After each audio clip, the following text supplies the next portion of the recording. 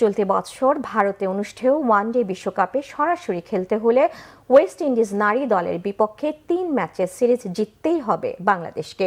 সে লক্ষ্যে শুরুতেই হোঁচট খেয়েছে নিগার সুলতানা জ্যোতির দল। সোমবার সেন্ট কিটসে প্রথম ওয়ানডে ৯ উইকেটে হেরেছে টাইগ্রেসরা। সেন্ট কিটসের ওয়ার্নার পার্কে সোমবার টস হেরে ব্যাটিং পায় বাংলাদেশ। ভালো শুরুর পরও ব্যাটিং ব্যর্থতায় দলের ইনিংস বড় হয়নি। পুরো ৫০ ওভার ব্যাটিং করে ৯ উইকেটে ১৯৮ রান তুলতে পারে টাইগ্রেসরা। সর্বোচ্চ ৪২ রান আসে শারমিন সুপ্তার ব্যাটে। মুশিদা খাতুন করেন ৪০ রান, সোবহানা মুস্তারি ৩৫, স্বর্ণা আক্তার ২৯ রান করেন।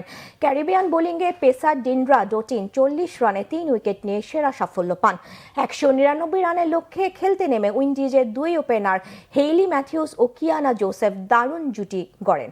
ক্যারিয়ারের ৮ম সেঞ্চুরি করে অধিনায়ক হেইলি হয়ে যান দেশটির সর্বোচ্চ সেঞ্চুরির মালিক। ৯৩ বলে ১৬-৪-এ ১০৪ রানে অপরাজিত থাকেন এই ওপেনার।